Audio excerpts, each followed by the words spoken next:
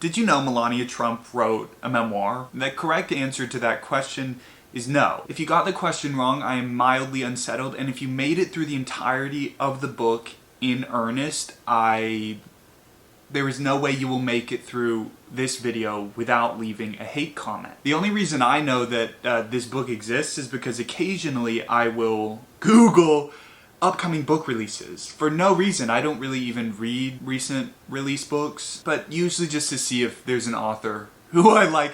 Honestly, it just makes me feel like I'm a part of something bigger. And so that's what I was doing about a week before Melania was released, and I felt that it was kismet, fate, Yahtzee when I saw it. I do love a memoir, mostly because they're easy to read, fun, interesting, and I like listening to other people's ideas, experiences, how they got to the place they are in life. So being a superstar, I thought a prime fodder, prime tinder for a YouTube video. And I actually, going into this book, I really thought that I would enjoy it, I would get something out of it. Listen, I got a lot out of it, as you probably see by how unwieldingly long this video will turn out to be. I thought about doing a quick little 10-minute, but I cannot. Someone left a comment on one of the first videos I made on this channel, was a review of Draco Malfoy's memoir. Someone left a comment on that video and they said, this was an evisceration. It was a fun book. And I think about that comment a lot because it's very true. The review I made was completely obscene. Just in terms of length, not that I was really wrong about anything, am I ever, but just that it was a complete evisceration. And I find that if I'm going to be reviewing a book and I hate it, that I feel compelled to, like a dumb doggy with a dumb bone, I really cannot give up the chase. I have to put every little detail in the video. So here we are, in a long video. What was I saying? Oh, that I thought this book would be good. Listen. Melania Trump is an objectively interesting person. Immigrated from Slovenia, I think, Slovakia, who cares? Modeled all over the world, made it to the US on her own-ish. I mean, her family was rich, and then marries the most controversial president in US history. Today's election day, by the way. Did I say that if you were wondering why I haven't posted in a month, more than a month now, it's November 5th, it is because of this book. The day this book came out, I think it was a Wednesday after I posted, like a couple days, I was like, I'll do 2 videos in 1 week. I was gonna read it in one day, film the video the next. I could not. This was the most painful book I have ever read. And I'm not exaggerating, I'm not doing hyperbole. I would read a paragraph and I would actually start getting a headache. I would take 2 solubilized ibuprofen so that it hit my bloodstream ASAP, and I would not continue reading because it was really, really that painful. In the first sitting, I read about 60 pages. After that, I would pick it up and read about 2 pages every day until I realized that the election was coming up, that it's today. I thought the presidential election was on like Thanksgiving, but it is not. It is November 5th today. And so I was like, gee, I don't really want to film it after I know who won. If Melania won, if Trump won, if Trump wins, this will be a win because it will be a very relevant video. If Kamala wins, then it feels like I'm just beating a dead horse, kicking a dog while it's down. And also I didn't want to, I don't know. I didn't want to incorporate, listen. I wanted to do a clickbait video, and I didn't want to know who had won when I filmed it, is what it boils down to. So I picked up the rest of the book, and I flew through it.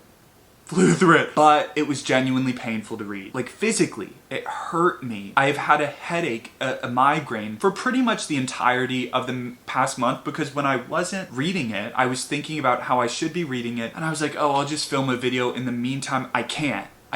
This is probably the most constipated I've ever been in my entire life. I could not get this video out to save my life. And up until it's uploaded, I don't believe that I'll ever be done with Melania and this godforsaken book. Do you know that scene in the 6th Harry Potter movie or book, whatever, where Dumbledore and Harry go to the lake where all the dead people are? They're getting the necklace Horcrux.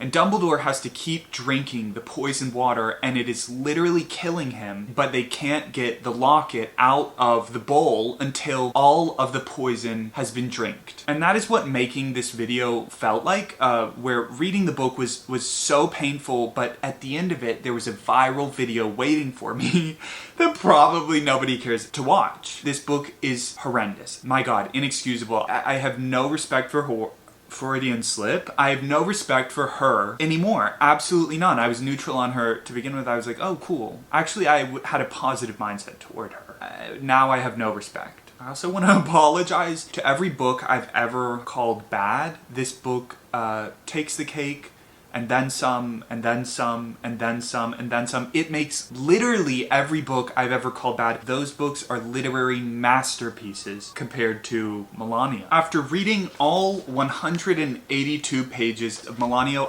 I know absolutely nothing more about her. This book is just an amalgam of the most trite, banal observations and memoir speak that I've ever come across. Nearly every page is the exact same. The ordering of the words and ideas changes from page to page, but it's the exact same thing over and over again. She's learning about something, she's overcoming something, she's whatever. Not only the writing, but the content and ideas are so cyclical that when I was reading it, I thought I was going crazy. I was like, didn't I just read that? Like the exact same thing? And it turns out I had. Oh, I actually wrote, I have a document, if you see me looking, it's my laptop, with all of the evidence compiled into a Word document, and I was gonna go back and reorganize it, try and make it flow really nice, and so I got a note card and I started writing out the major topics of this video,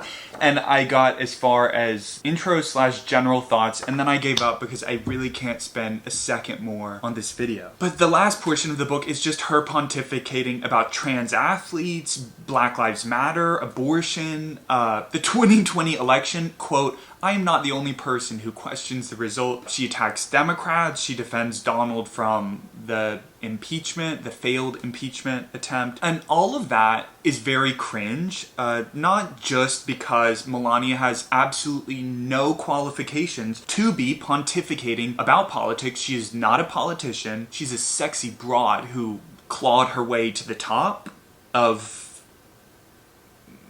marriagedom. So it comes across as sleazy, corny, and disgusting for her to talk about issues like that. And I get that some of them can kind of bleed into your own experiences or whatever, but it is her hitting these issues over the head. A political memoir should not be about politics. A memoir is not the place for political takes. Write a treatise, write the Communist Manifesto, but a memoir is not the place. A memoir is the time to talk about yourself. I swear this is the only time I'll interject in the video, but of course, if your political beliefs are apparent from your memoir, that's not an issue. What I mean when I say that a political memoir should not be about politics is that you shouldn't be grandstanding your views and advocating for them within the book, which is what Melania is doing. You can kind of explain what got you there or whatever. It's not the time to try and convince people of what's right and wrong according to your humble self. The point of a memoir is recounting memories, typically with a through line, but the point of Melania, or all Melania does, is recount facts. Facts first of her upbringing that everybody knows, and then facts of her relationship with Donald that everybody knows, and then facts of her political beliefs, which are misplaced in a memoir about herself. I had the same issue with Ziwei's book, that she starts pontificating, and the best parts of Ziwei's book, do you know who Ziwei is? Google her. She's wonderful. But I had the same issue. A memoir there should not be any pontificating going on. You can use your social media platform if you so desire, but a book is not the place. A memoir is not the place. By the way, when I say she, I do not mean Melania. There is no way that Melania wrote this book, and that's no excuse for the quality of this book being so bad. It is literally rude. It is offensive to write a book this terrible and this poorly edited and then charge $40 for it. $40. This book is 182 pages of nothing. I don't know who the target audience is. People who already know Melania know everything in this book because, like we've established, it is just facts. And people like me who don't really know about her and would want to learn stuff about her would just be completely turned off of her. I hate her. An entire fourth of the book, I kid you not, do you see that, is just glossy pictures.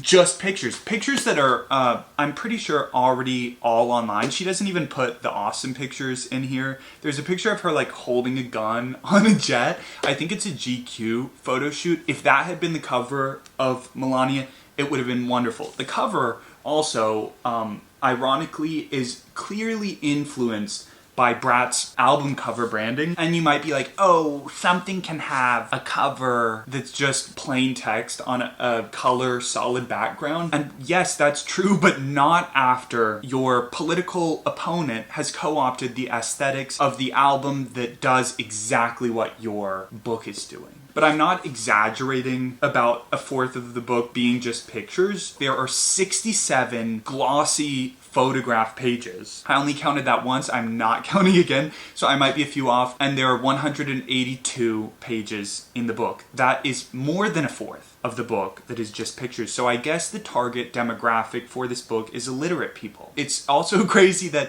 I will probably not make back my money in ad revenue from this video. I don't remember where I was going with that, so let's get into my favorite section of this video, which is the section I call word counts. After getting about halfway through the book, I realized that the same words were being used over and over and over again, and I thought it would be fun to give the number of times that she uses each word. But then I was like, oh, you can't do that on a book, and I sure as hell will not be going back and circling, underlining, looking for every single word and the number of its uses. And that is when the idea to buy the ebook was birthed. I did buy the ebook. It was $18. In all, I have spent about $60 on Melania, the book alone. I bought it in iBooks. This is the first book I've bought in iBooks since probably middle school. And then I Control F'd and found all the words I wanted to, and the results are wonderful. And I would like to share them with you, if that's all right. To give you an idea of what the frequency of a word means, the book is 182 pages, and the pages are very sparse. They're not long. We're just gonna do a rapid fire. I did not hold back. I should have edited this section. I did not. So we're going through them. Also, when I say a word, I mean the noun, adjective, verb past tense, whatever of the word. It's the same word. She uses the word truly 31 times. Would you like to hear some examples? Let's Control F truly. The experience was truly enjoyable, truly matched, truly connect, truly a rare feeling, truly aligned, truly a work of art, truly extraordinary. I can't even speak, and I'm like 6 in. Truly extraordinary, truly touching. I forgot when I was Control F'ing these, I forgot what nearly every single one of these words meant. I was like, how have I memorized what this meant over the course of my lifetime? I have no clue what these words mean anymore. Truly touching, truly made her exceptional, truly tested my determination, truly great leader, truly impressive, truly broad, truly remarkable, truly inspiring, truly repulsive, truly blessed. I can't go on. I can't talk anymore. And it goes on, and it's not just apparent when I rapid fire them, it's apparent when you're reading the book. Also, side note, the word truly is actually a weak word. Is it not true that something is something if you don't put truly in front of it? What's the point of truly? Stylistic flair, but the style you're going for is just trash? I don't know. An astute observer and a super fan of my channel will now pause the video to leave a hate comment, because I do occasionally say that something is truly whatever, but the vernacular and written books are different.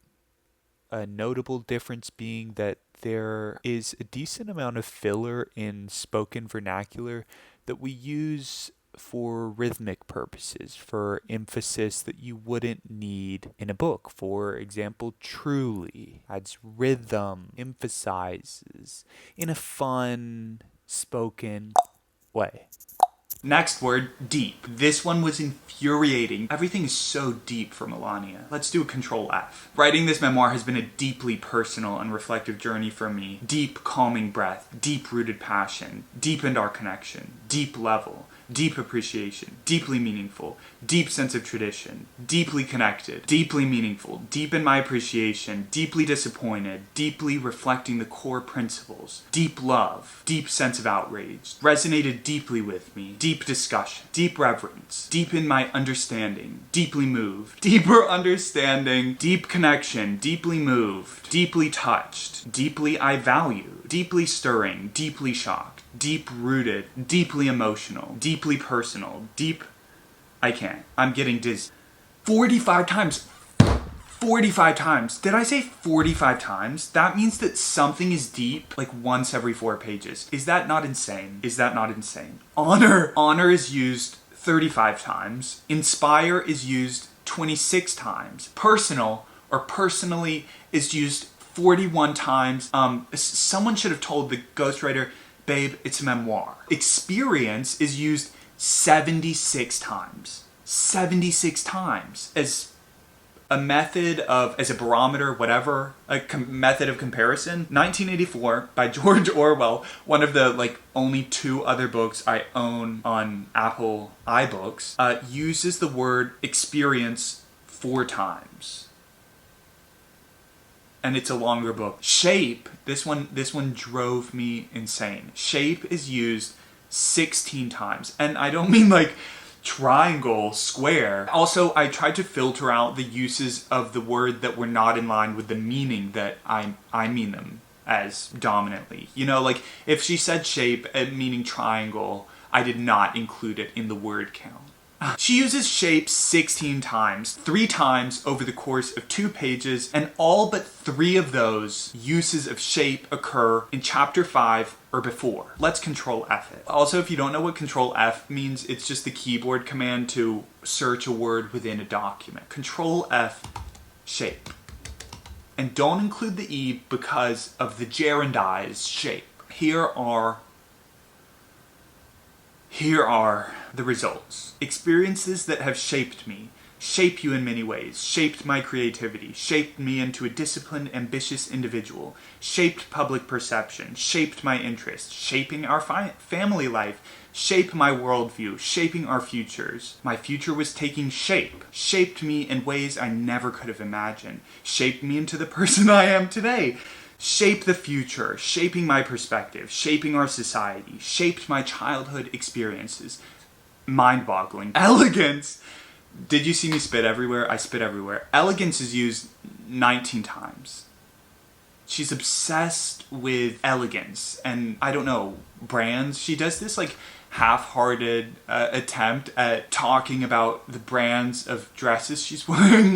When the French people come to her, visit her or whatever, she's like, and I wore a Chanel gown because Chanel is from Paris and I knew they would like that. Picturesque is used 5 times. And if you think that's not a lot, you're right and you're wrong, and you're wrong, and you're loud and you're wrong. Because picturesque is just a cop-out of a word for describing what makes something picturesque. It's also just a gross word, picturesque.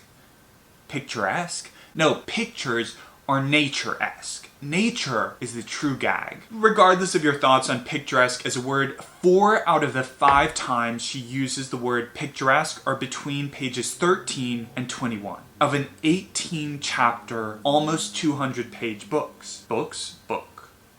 Am I talking? I don't know. And when I was control F'ing a lot of the words that are in the section, I was like, I really thought it showed up more. And it kind of does, but it also obviously doesn't. It being the words that had a few results like picturesque, because with a control F, the only metric it gives you is how many times it occurs within the document. What a control F does not give is a density coefficient per se of how clumped up the use of that word is. For example, picturesque would have an extremely high density coefficient. It's not like she uses it once every 30 pages, it's all clustered together. So for the words that she uses 7 times, 5 to 10 times, which doesn't sound like a lot, she'll use it all within the span of 10 pages, and then she'll move to the next word, and then she'll move to the next word, and repeat the process. So it's just...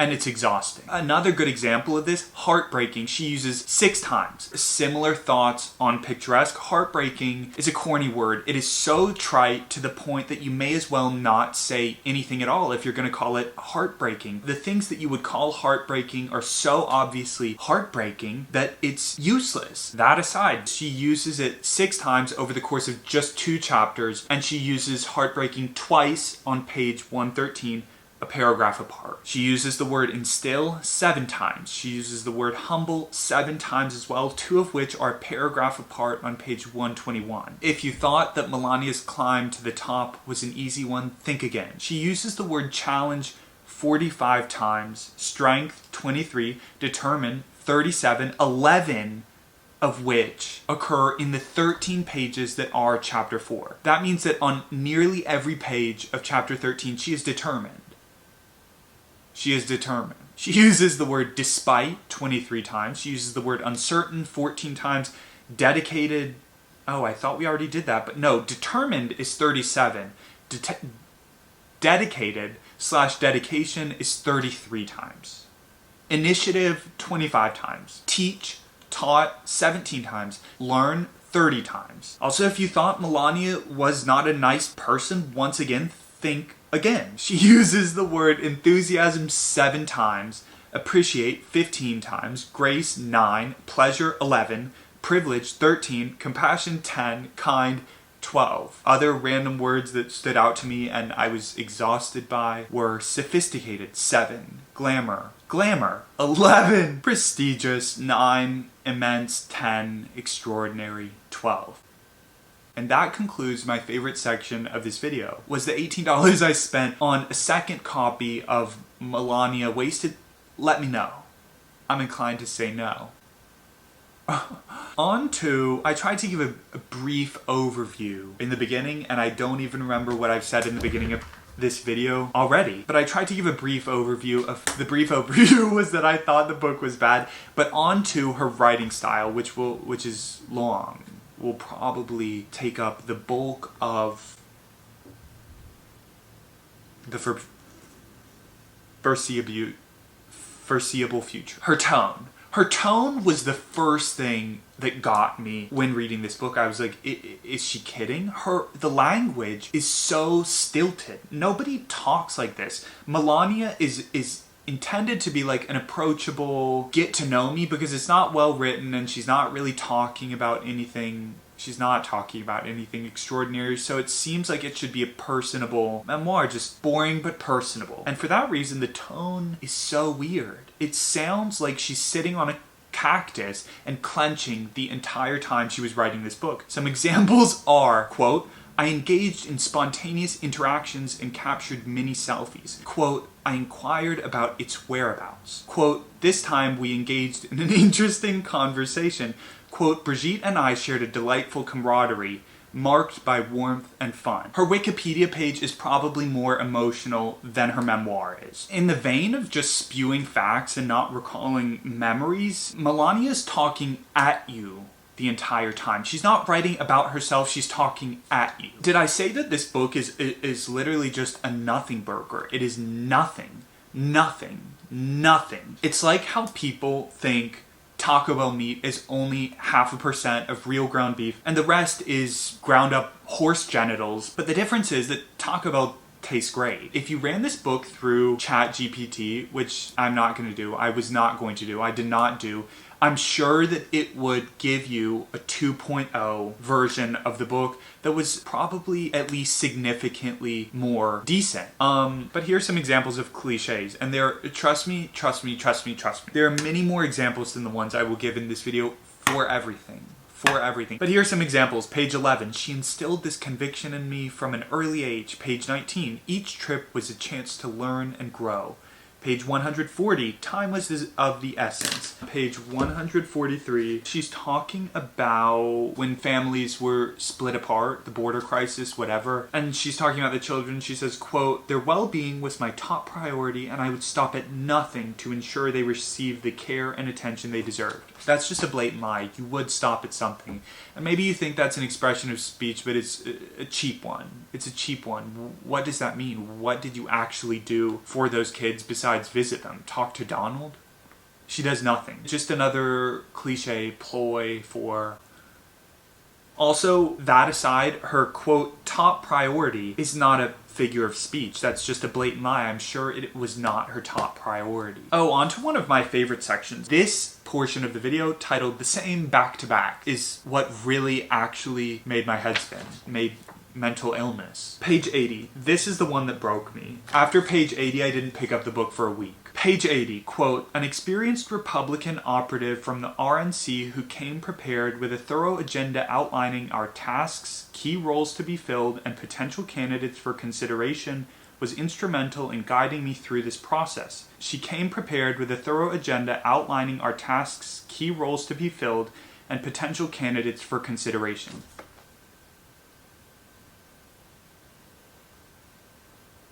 I had to read that paragraph 10 times to make sure that I wasn't losing it. And the actual insane part of this is that it's not one sentence copied and pasted. It's that it's the exact same phrase used one sentence after the other, but tweaking some of the words in the sentence. Like, how did you hear me right? I am not going to reread this paragraph for the billionth time. Rewind and keep listening into it until you're insane. I have like 8 more examples. Let's do them all. Page 26, quote, the loss of the money itself was insignificant compared to the breach of trust that occurred.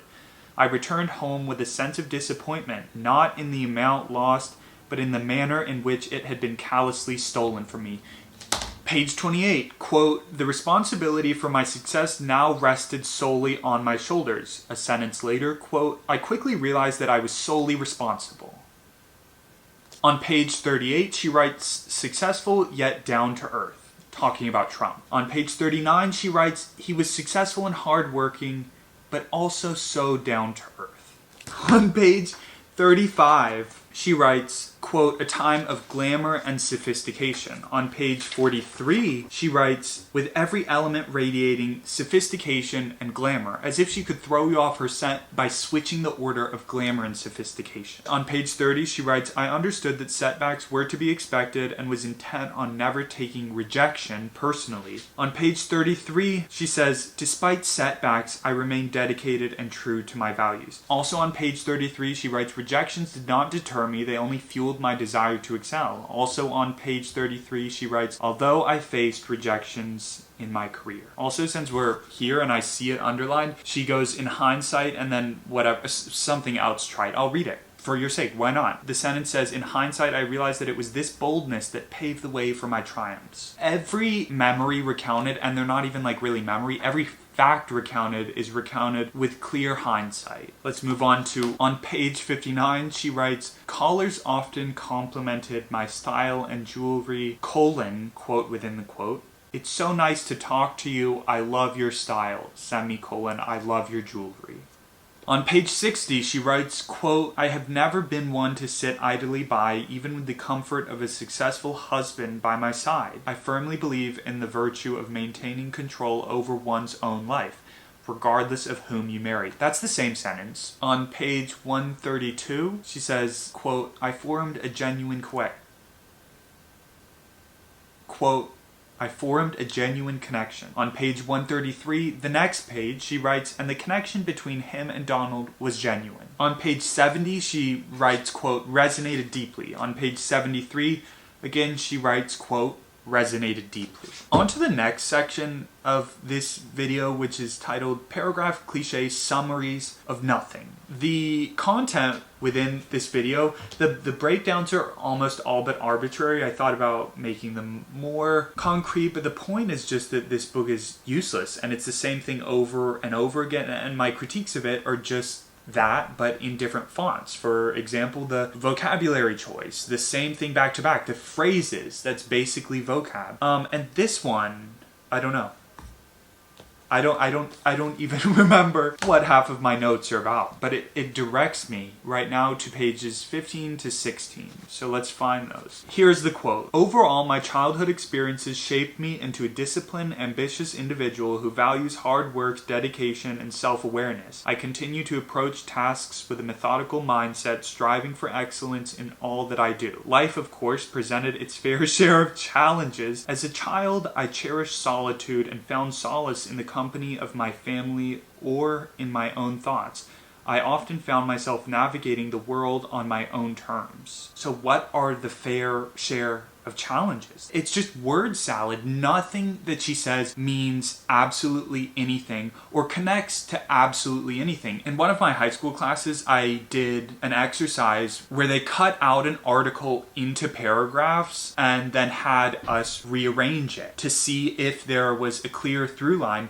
And I think about that a lot when I'm reading books, particularly nonfiction ones, and this one, because you could do that exercise with this book, cut it into individual paragraphs, and any configuration would yield pretty much the exact same result. Particularly, and I'm of course being hyperbolic, but within a chapter, I'm not being hyperbolic. Within they're like vignettes almost. See the M, and then it's like usually a few pages. Yeah, this one is 3 pages until the next M. But between those, if you cut those paragraphs out and rearrange them, you genuinely could not tell that there had been a difference, as evidenced later by the section disjointed, but we will get to that. I probably should have combined these. Like I said, I can't do it. So we're just reading what I wrote down. But when she writes life, of course, presented its fair share of challenges, she doesn't talk about any challenges. She moves on to say that she cherished solitude. We're going to continue the quote. It says, I learned that regardless of the circumstances or the company I found myself in, the most crucial relationship I could cultivate was the one I had with myself. Cliche,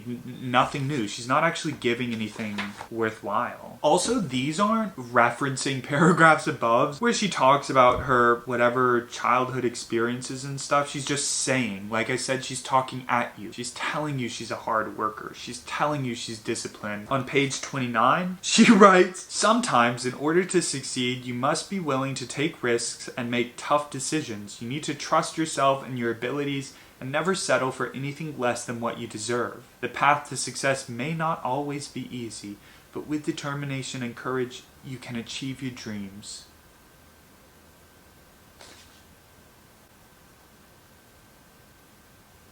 Also, determine, or some variation of the word, is used 4 times over these 2 pages. Moving on to what I titled nonsense paragraphs. It's all the same. Summaries of nothing are nonsense paragraphs. Random paragraphs are also nonsense, and summaries of nothing. It's all the same. I don't know why I broke it up into these, but I did, and like I said, I'm not changing it. And a lot of it is like, if you're checking out mentally and just kind of like reading it, you're like, oh yeah, that sounds good. It sounds like she's writing a memoir. But if you think about it, which is eventually what I did when I was reading it, I was like, what is she saying? What does any of this mean? It means absolutely nothing. It's just nonsense. Gibberish. It is literally gibberish. Word salad. And here's an example of that. Pay attention. Page 18, quote, as a child, my perception of the world was limited to the experiences within my own family. The routines and activities that define my daily life seemed completely normal to me. From the warmth of my mother's creativity to my father's busy professional life and my close relationship with my sister, everything felt like an integral part of the fabric of our existence. The simple pleasures of family dinners, weekend visits to our parents, and travels to different places felt like the natural rhythm of our lives. Whether it was the short walk to the school or the occasional concert in Croatia, these experiences were the building blocks of our shared family life. It was only later, as I grew older and gained a broader perspective, that I came to appreciate the effort and sacrifice that went into creating these moments of joy and togetherness. The effort and sacrifice that went into a rich family having family dinners, traveling, and going on walks? Also, what does the sentence, the routines and activities that define my daily life seem completely normal to me? They were completely normal. You're going on walks, you're having dinner, you're visiting your grandparents. What is out of the ordinary about that? Also, what does the phrase, everything felt like an integral part of the fabric of our existence mean? What does that mean? Hello? Oh, I've already used this quote. Well, I've only used part of it, but the whole paragraph is wonderful, so we'll reread it. The quote is, Brigitte and I shared a delightful camaraderie marked by warmth and fun. Our interactions were enjoyable and we were always glad to see each other. Together we embraced the unknown, turning every moment into an exciting adventure. She's talking about the French president's wife. They're not best friends. They see each other at events, at visits to each other's countries, official visits, whatever. And she writes, together we embrace the unknown, turning every moment into an exciting adventure. No, you didn't. What are you talking about? Utter nonsense. Randomly, she'll pepper in these paragraphs for sympathy or whatever. She does one of those on page 122. She's talking about Barron and how she misses him on a flight home. And then immediately after that, she goes, then a miracle unfolded, ...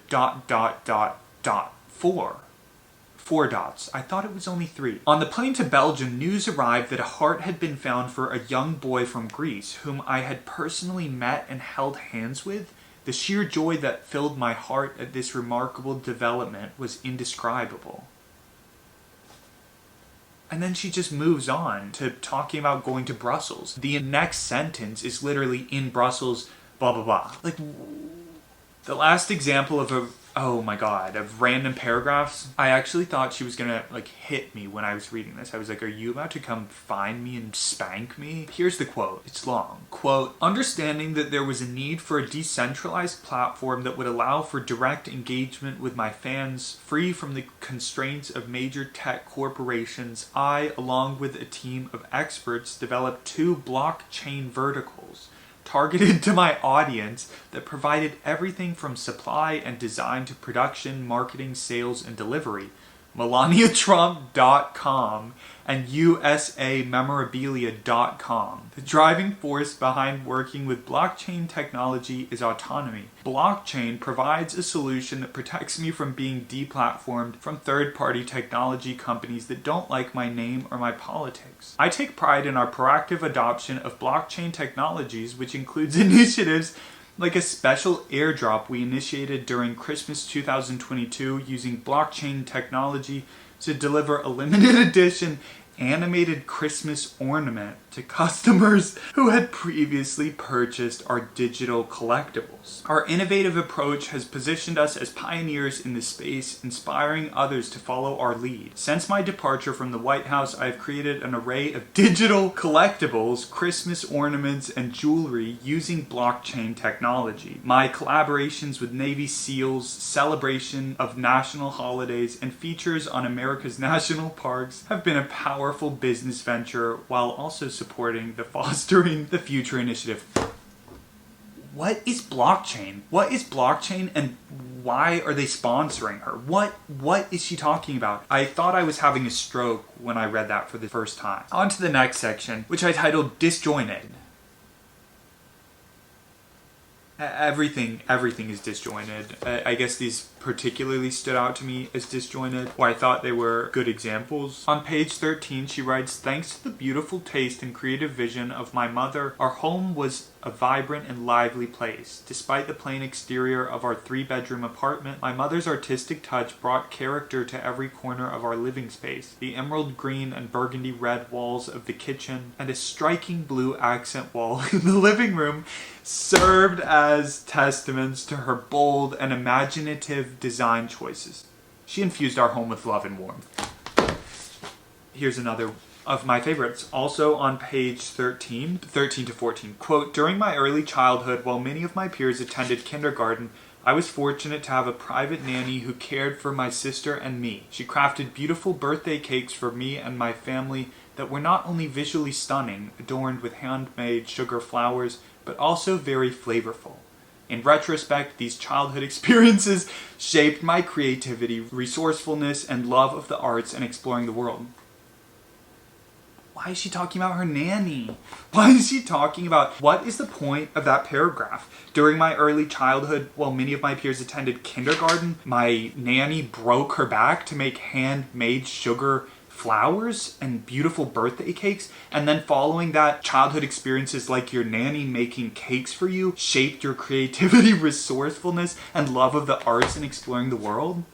That past example is kind of typical of really all of her thoughts on childhood. It'll be just a random fact, and I grew and learned from that. And it made me creative, hardworking, strong, work ethic. Another random fact, same thing. Another random fact, same takeaway. There's no connection, and she's just talking it.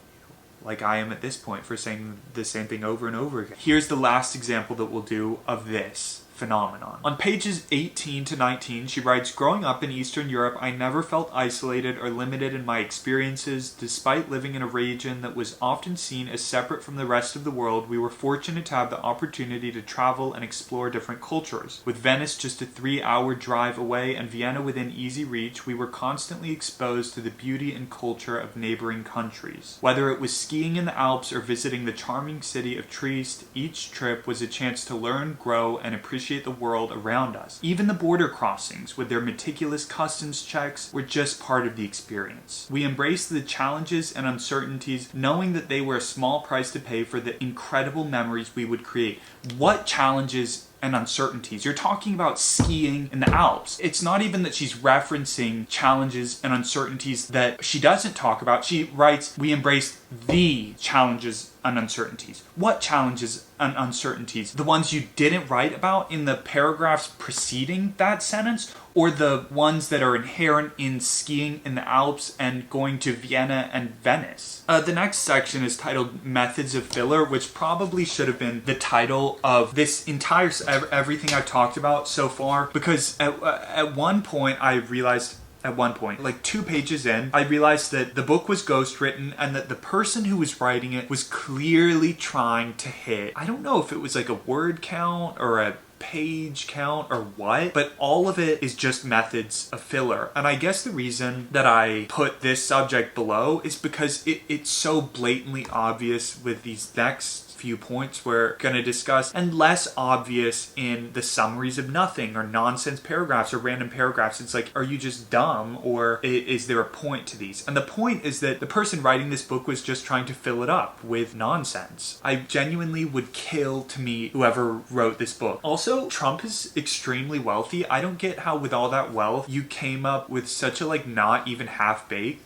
like a 10th baked, poorly written, cringy memoir. Like, what was the point? Also, what's the point of this book? It's not garnering sympathy for anyone. And why is it so expensive? Like, you're already rich. Are you trying to make another quick buck? If the point was spreading your message, wouldn't you make it like $20 or something? And if you think that she didn't really have control over that, maybe if it was like Random House or a big publisher, it's published by some like random ass indie press I've never heard of. She could have cut the pictures out and made this a $20 book, paperback book. But anyway, on to the section Methods of Filler. Starting with her enumerating everything. If there is an opportunity for her to list out the members of a group or anything, she takes it. And it gives the book a surrealist, absurdist quality that is found in books like Bret Easton Ellis's American Psycho and also Alice in Wonderland, I think. But the point is that, and I read this somewhere, or listened to it, consumed it, ingested it, imbibed it somewhere, that enumerating things, listing them out one by one when it's completely unnecessary, is like a marker of insanity per se or something. But in American Psycho, it's intentional. In Melania, it is just the ghostwriter trying to hit a word count. Here are some examples. On page 33, she writes, quote, I always made time in my schedule to enjoy the city's cultural gems, talking about New York,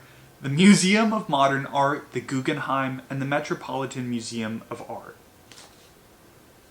We know we know what the famous museums are in New York. And if the reader doesn't know famous museums in New York, it's not your place to let them know. That's a fact that can easily be Googled. Facts that can easily be Googled do not warrant a mention in a book unless there's some specific tie to them. On page 98, she's talking about restoring the White House, and she writes, quote, "We needed approval from various White House organizations, the Committee for the Preservation of the White House, the National Park Service, the General Services Administration, the U.S. Commission of Fine Arts, and the National Capital Planning Commission."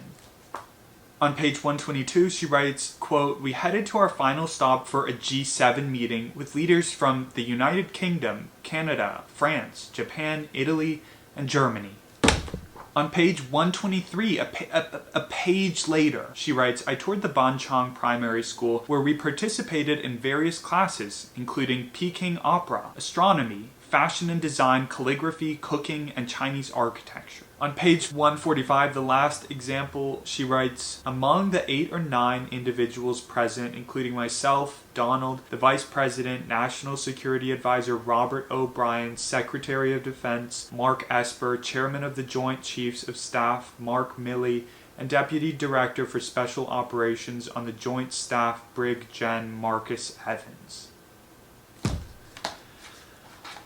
The next of 3 major methods of filler that the ghostwriter / Melania employs is cosplaying as Wikipedia, which is kind of what the enumerating is doing when she explains something like the G7 or famous museums in New York. But this method is more apparent in the quotes that follow. On page 42, she writes, "One evening in April 2004, Donald and I were preparing to attend the prestigious Met Gala, a key fundraising event for the Costume Institute of the Metropolitan Museum of Art. Under the leadership of Vogue, the event had become a must-attend for celebrities from the worlds of fashion, Hollywood, and high society." She's talking about the Met Gala like it's a niche fundraising event for hobos that nobody's ever heard of. Here's another, this isn't even Wikipedia, she's just like defining common practice. Or Wikipedia, whatever you want. On page 71, she writes, "Vetting speeches is a standard practice to ensure accuracy, appropriateness, and alignment with the intended message. It is important to thoroughly review and verify all content before presenting it to avoid any potential issues." And when I read that, I was like, you know what? You're damn right. Who read this? Like, who vetted this book? What I was thinking when reading it was, why didn't people edit out the like extreme usage of certain words or sentences where the back-to-back were the exact same thing? Like, why didn't someone catch that? Presumably, someone vetted the book, someone had to vet it. She's so high profile. Donald's literally running today. It's election day again. So why did nobody catch these mistakes? It doesn't take a reader, someone who's read a lot, someone who works in publishing, an editor, to see how trash the book is and to offer suggestions that would have made it not what it is. All you have to be is sentient, which makes me wonder who vetted this book. What kind of person? Was it a brick? A banana? A doorknob? At the bottom of page 140, she writes, "The following morning on June 21st, I traveled to McAllen, Texas, a town just across the border from Reynosa, Mexico. It was one of the epicenters of the border crisis. With Health and Human Services Secretary Alex Azar, we visited the Upbring New Hope Children's Center, operated by Lutheran Social Services of the South and supported by the federal government. It was one of the many youth detention centers situated along the border in Texas." All she had to write was, "The following morning, we visited one of the many youth detention centers situated along the border in Texas." The entire almost paragraph of random information about names and titles and organizations was completely irrelevant and just filler. The last method of filler that is notably employed in the book is quoting speeches. Melania quotes entire speeches she has given in the past, and at first I thought there was a purpose. I was like, oh, interesting, I guess, but she's just quoting them for the sake of filling up the book with random trash. Pages 52 to 57 are nearly entirely just quoted speeches. The only portions that aren't from speeches are just her introducing that she's about to copy and paste a speech. They're block quoted, they're so long. Do you see how the block quotes, it's here, here, that's 52 and 53, 54, and then new speech, 55, 56, 57. And the speeches, of course, serve no purpose. And even if they did serve a purpose, they don't. You don't put an entire word for word speech in your memoir. That's basically plagiarism. That is all but plagiarism, which is kind of the theme of this book. Melania gets off to plagiarism so much that a tenth of this book is original, and the rest is just that same tenth over and over again. One of the speeches is the eulogy she read at her mother's funeral. And then the second speech, immediately following the eulogy, her introduction is, quote, "It was only a few months after Barron was born that our family would make another significant change. This one less public but still deeply meaningful. In July 2006, I became an American citizen, as I would recall in a speech at a naturalization ceremony at the National Archives 17 years later, colon." And then it's the entire speech. But what was interesting about these speeches is that it sounds like it's the same person who's writing the speeches who wrote the book. A quote from the second speech on page 55, "I was born and raised in the picturesque country of Slovenia." I guess it's interesting that she's had an absolute rock by her side for these past couple decades. And I'm not talking about Donald Trump, I'm talking about a literal rock who she has write her speeches. The speeches are just as stilted and weird, and also the whole book of her being so buttoned up and stilted in voice is so starkly contrasted by Trump's whole brand of off the cuff and the people's person, not a politician, just saying whatever he wants. It doesn't make for a great pairing. But as she would rebut, she and Donald are not the same. They have different opinions, which she says in the book, and then proceeds to just talk about defending his. I don't know what I was saying. Let's move on. Oh. Guess how the book ends. In terms of content, it should have been easy, but I wasn't trying to guess the book. I was just painfully reading it. Of course, the last chapter is about the assassination attempt on Donald Trump. The ploy for sympathy is too obvious and beat upside the head for there to be any sympathy rendered. A healthy dose of counteracting whatever sympathy that the actual event happened. And the last words of the book, another block quote. The book literally ends in the letter she wrote to people on July 14th, 2024 about the shooting and not being divided. There's no actual ending to the book. It's just a letter. And if you count up the block quotes alone, they end up comprising about 4% of the entire book. And that's not including all the times, which we haven't talked about, that she quotes speeches, but she does it within a paragraph, and it's not readily apparent because it's not indented like a block quote would be. But she does that for at least another few pages, which means that between 5 and 10% of the book is just plagiarism of things she said before. On to more fun parts of this review. We can stop talking about how poorly written the book was and move on to a section titled Irony. When I talk a lot, my nose gets stuffy. What about you? Okay, on page 161, she writes, "The media constantly circulated stories that blamed Donald for what the country was going through simply because he didn't wear a mask. But he was doing everything he could to protect Americans." This book is so oblivious and terrible to the point that it's almost a masterpiece. All of the irony over her head, over the ghostwriter's head, over anyone's head who read this book. On page 16, she writes, quote, "I have come to understand that genuine happiness is not found in material possessions." And 2 pages before, on page 14, she writes, "One of my fondest memories is when my father brought home a stunning French Citroën Maserati SM." On page 36, she writes, "I settled in upstairs at our table in the VIP section where the atmosphere was one of sophistication and camaraderie." Later on in the page, she writes, "The music was loud and the crowd boisterous, making it difficult to truly connect with someone." What about loud music and a boisterous crowd is sophisticated? On page 23, she writes, "School was demanding, requiring Inez and I to dedicate a significant amount of time to studying. Bad grammar in itself is not ironic, but when you pride yourself on being educated, a smart, hardworking, important, studious, bookworm girl boss, it is ironic." On page 118, she writes, "While I respected the cultural norms, I can't help but empathize with the women of Saudi Arabia, whose freedoms are limited."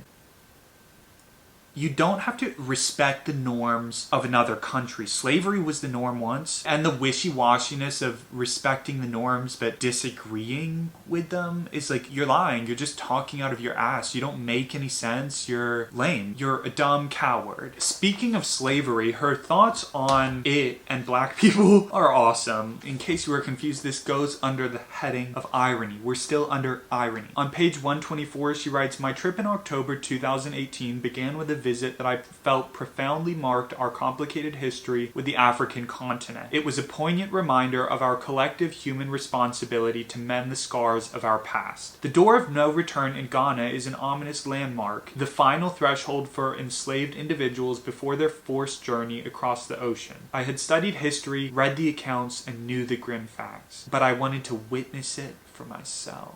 That's just weird, wanting to witness it for myself. That on its own is not ironic, but when she goes from that to on page 157, where she says, "Seeing Black Lives Matter painted in monumental letters on 16th Street Northwest in DC and 5th Avenue in front of Trump Tower in New York made me ponder the ultimate impact of slogans, protests, and historical monuments in shaping our society. This in the midst of deriding Black Lives Matter." That's a later section. Don't get ahead of yourself. But Melania offers no alternative to how we can fulfill, quote, "our collective human responsibility to mend the scars of our past." And that's when it rings false and ironic, her talking about how tragic slavery was and that there are still current effects of it, which she acknowledges on page 124, and then just whatever. Oh, on to BLM. It was this section after it. See, look, I did do some organizing. I said this in the beginning, unless I cut it. But her pontificating specifically about Black Lives Matter is crazy. You are a rich wife. That's like your thing. You're not a politician. You're not a thinker. You're not an intellect. Just because you're rich and famous doesn't mean that your ideas are of any inherent value. And when she does pontificate about it, it's like, that's really arrogant and also not the place in a memoir, as we've established. But she really like talks at you and is really condescending about it instead of outright denouncing Black Lives Matter, which if you're gonna start trashing on it, you better be outright about it. But when she talks about Black Lives Matter, she's really condescending about it. You know that thing where people act very calm and laid back and use mild words to describe things they think are egregious? It is just a method of getting someone's goat and acting self-righteous. In her case, she says, page 154, "The widespread violence and destruction we witnessed were troubling." Like, if it's widespread violence and destruction, it's not troubling, it's alarming, it's crazy, it's troubling. And then additionally, the disregard for public health guidelines amid the COVID-19 pandemic was worrisome.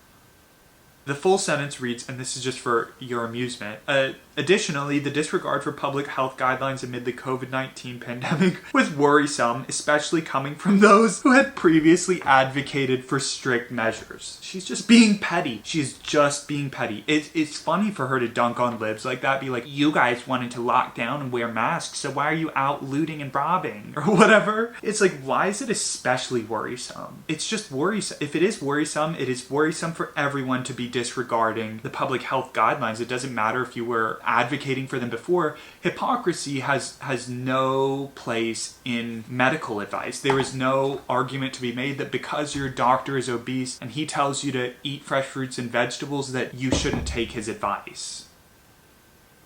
What was the point of that? I don't even think we've started on what I had noted for Black Lives Matter. She writes on page 157, "Peaceful disagreement devoid of violence, which accomplishes nothing, should be our shared goal." I like how she'll state one of her opinions, that being peaceful disagreement should be our shared goal, but then she slips in that violence accomplishes nothing, which you don't know that. Not only do you not know that, it is patently false. Violence does accomplish some things. Whether it's the best method of getting there, who knows? But I'm not here to pontificate about violent or peaceful protest. I'm here to tell you what Melania says, and on page 157 she says violence accomplishes nothing, and on page 145 talking about the assassination of a political leader, watching it, the video footage of it live, she writes, "I am grateful to have had the opportunity to witness the incredible operation firsthand."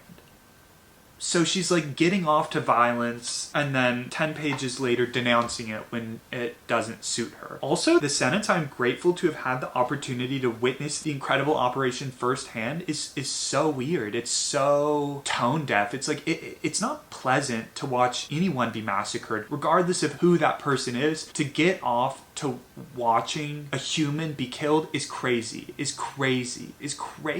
Back on Black Lives Matter, or rather using it as a segue into the next point, page 157, quote, "While racial unrest may prompt the removal of certain statues, it is imperative that we do not simply erase the less favorable aspects of our past." A sentence later, "Simply erasing the disagreeable parts of the past cannot be the answer. A good faith interpretation of what people are doing when they're trying to get statues removed is not erase the past, but relegate it to its correct interpretation."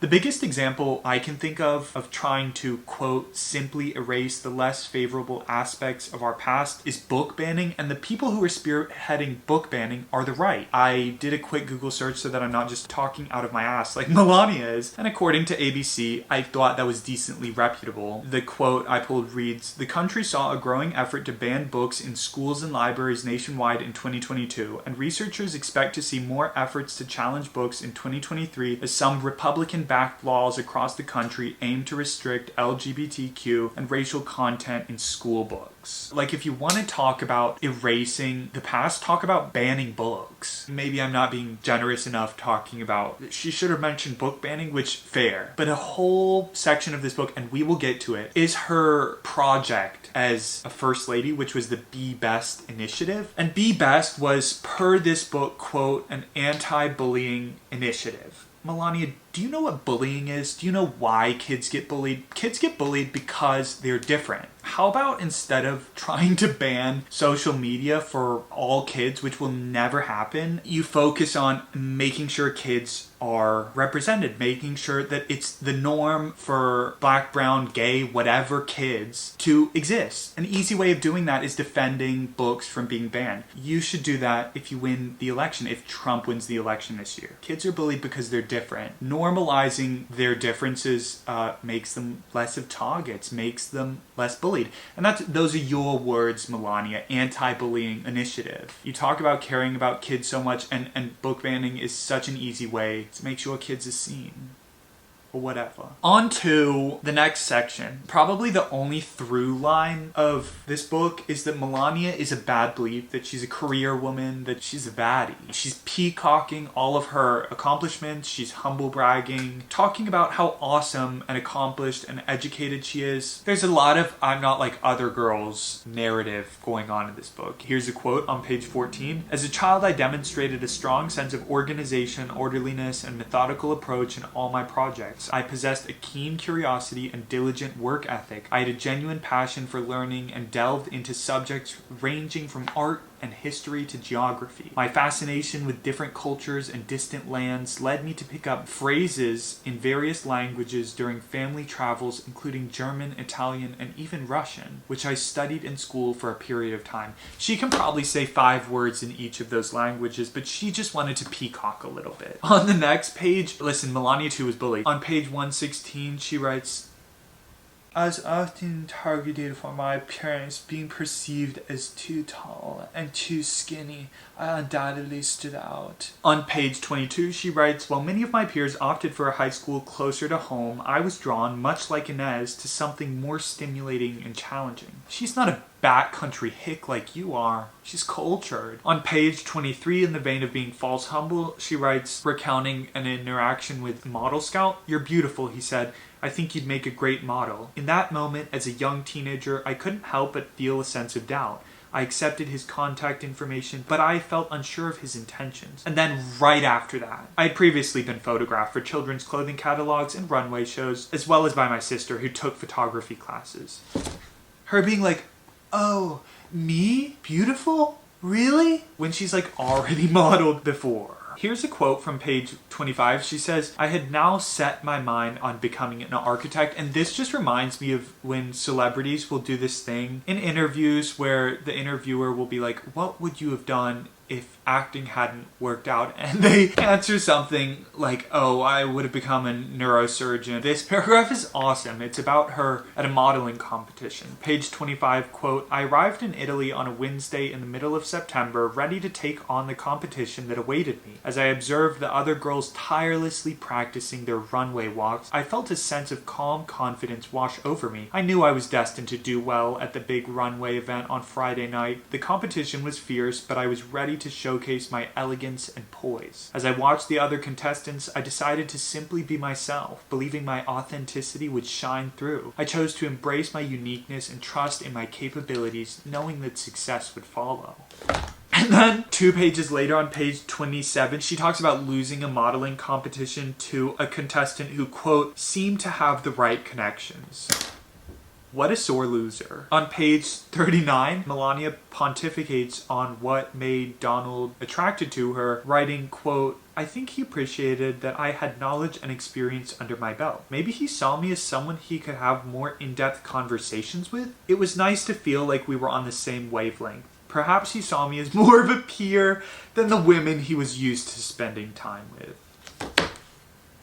Oh, talking about the running for president initially on page 64, quote, Donald and I had discussed this next step at length and mapped out our plans, ensuring that the timing was right for both our careers. Her career being a failed skincare and a failed jewelry line. Page 116, quote, I did my best to study all the details. I suppose preparation at that depth of detail might have made some people nervous, but I found all the information fascinating. Page 122, quote, through our discussions, I observed that they had fewer security measures in place compared to what I faced, which granted them more flexibility in their movements. Their roles appeared to be less formal and demanding, and they were surprised by the level of responsibility and expectations placed on American first ladies.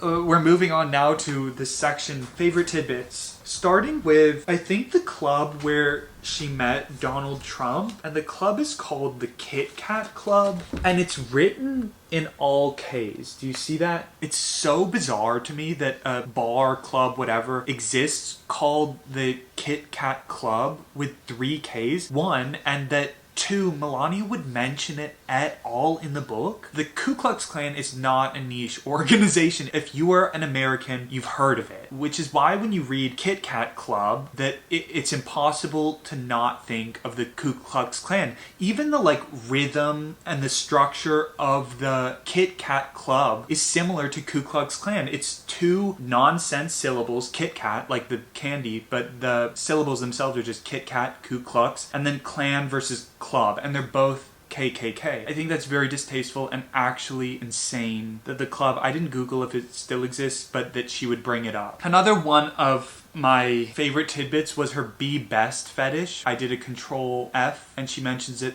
30 times. Chapter 13 is titled Be Best. On page 111, she writes, quoting Donald, today we pledge to be best, Donald concluded, before officially making May 7th Be Best Day. On page 112, she writes, however, following the launch of Be Best, the media attempted to diminish this remarkable initiative by focusing on its title. Critics questioned the grammar, suggesting alternatives like be your best or be the best. I chose hashtag be best intentionally. It struck a chord with me and projected strength, positivity, and confidence. Its catchy, memorable, and unique nature set it apart. Her, and this is a recurring theme, her directly quoting what her critics and detractors say made me laugh every time. It is insane that she would reprint them for you to laugh with her critics at her. It was crazy. It was awesome.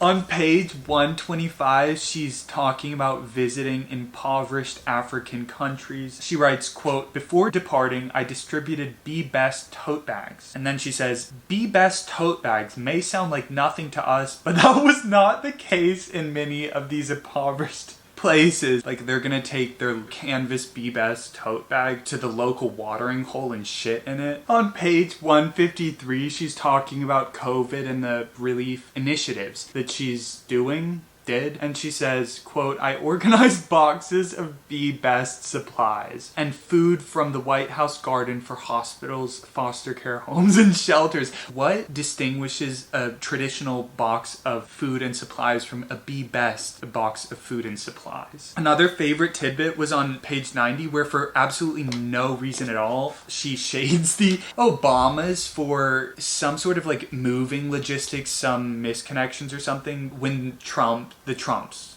That sounds weird. When the Trumps were moving into the White House, like in that transition period, and she writes, and I tried to contact the Obamas, but they wouldn't return my message, or something to that effect. And I was like, why are you being petty? That is so weird. Oh, at the end of chapter 14, literally the last vignette, per se, is just her doing a highlight reel of famous dead world leaders. First, she talks about the assassination of the Japanese prime minister, and then about the Queen's death. And all within the span of like 3 pages. That's what this section is about. It's like, we visited Mr. Abe, I loved him, I loved his wife, and then he got shot. And then later we visited the Queen, and she also died. Oh my god, that's it. No, it's not it. Oh, we still have favorite book scenes to go over. One of the most bizarre, not really funny, but just kind of like a big turnoff in this book is chapter 8. It is titled, Why Was the Speech Not Vetted? And it's her trying to defend herself from, or not defend per se, but just, yeah, defend her image from its being tarnished by her plagiarizing Michelle Obama's speech, which I'd forgotten about until I read this book. But the explanation she gives for, as the title asks, why was the speech not vetted, is insane. It not only reminded me that she's dumb and loves to plagiarize, but that she did. There's no explanation. It's terrible. It's trash. It just made me think less of her. I wrote out a numbered list so that we could just go through it of the events that unfold. Number 1. She asks for a speechwriter. They write a speech for her to give at the RNC, and she rejects it. She said, I felt the remarks didn't capture my voice nor embody the message I wanted to convey. So she rejects the speech, and then presumably starts writing one on her own. Later on that same page 69, she writes, as the convention loomed, Donald suggested I connect with Meredith McIver, a representative from the Trump organization who was working with the campaign to help craft my speech. I gave her a call. During my review of many speeches of previous First Ladies, Michelle's resonated deeply. 3. On page 70, quote, while I relied on Meredith to help me with the speech and the campaign to review it, comma, I was pleased with the final result. Let me read that again. I was pleased with the final result. And then, in the midst of explaining how the plagiarism of that speech occurred, she takes a minute to quote from the speech in earnest. I kid you not, she literally quotes from it. And not just a word or sentiment, she quotes a paragraph. And then, number 5. On page 71, these are paragraphs about her finding out about it being plagiarized. She writes, my sense of accomplishment on our flight back home swiftly turned to dismay and shock as news of a potential accusation of plagiarism reached our campaign. My initial reaction was one of disbelief, but upon closer examination, the undeniable similarities between the 2 speeches left me reeling. How did you read Michelle's speeches, talk about how much they resonated with you, and then talk to your speechwriter about the quotes that resonated with you, and you still couldn't recognize it when you were reading over the speech, when you were practicing for it, when you were giving it, that they were the same words Michelle had given before? That's absurd. What a cop-out. She goes on to write, the weight of this realization hit me with a force I had never experienced before. Looking back, I realized that I had relied too much on others in this crucial endeavor. And the last sentence of the paragraph, but I now realized that the campaign and the RNC had left me on my own. What do you mean? At the beginning of page 72, she writes, the absence of a detailed review was a glaring oversight that now cast a shadow on my work. Discovering the team's failure to perform their duty filled me with a profound sense of betrayal. These were professionals charged with ensuring the success of our campaign, yet they failed to implement even the most fundamental safeguard. If it was that fundamental, and it was that fundamental, why didn't you catch it? Why didn't you catch it? You should have caught it. It is so, as she would say, to use her words, not classy and not elegant. She's being, once again, a dumb coward by placing the blame on other people. After saying that it's one of the most fundamental safeguards, she's basically admitting that she's all but a zucchini. She writes, "The negligence left me feeling completely abandoned. I felt a deep sense of outrage and disappointment." It was your duty. You wanted to write the speech. Completely turned off. So gross, so gross. And later on page 72, she writes, "The RNC speech controversy marked a dramatic escalation in my already fraught relationship with the media. The relentless criticism fueled by a palpable hostility left no room for any attempt at explanation or nuance." So then, what is this chapter? Why are you explaining it now?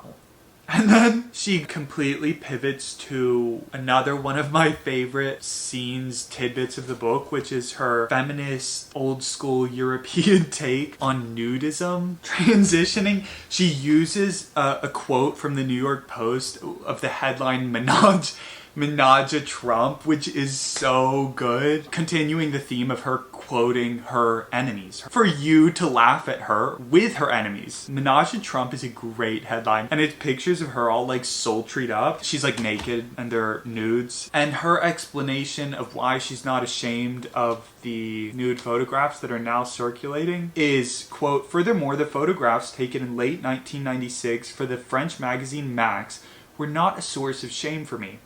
Again, the lady doth protest too much. Continuing, quote, "My upbringing in Europe had fostered a different perspective on nudity, a more open and accepting attitude. We were accustomed to beaches where nudity was commonplace, a natural and uncontroversial aspect of life. Attitudes toward the female body in the United States were starkly different. The female form was once revered and honored in Western culture. Historically, artists produced magnificent paintings and sculptures that exalted the beauty of the feminine figure. Nudity was a medium through which humanity was elevated and celebrated." She wants you to believe that her nudes are like Botticelli's The Birth of Venus. I love her posturing as like a feminist thinker, essayist, academic. When if you look up the pictures, they are clearly sultry. She's in like makeup, face beat, high heels on, ass out, like smizing at the camera, like covering her with one hand and making eyes at you. That is not the type of nudity that Botticelli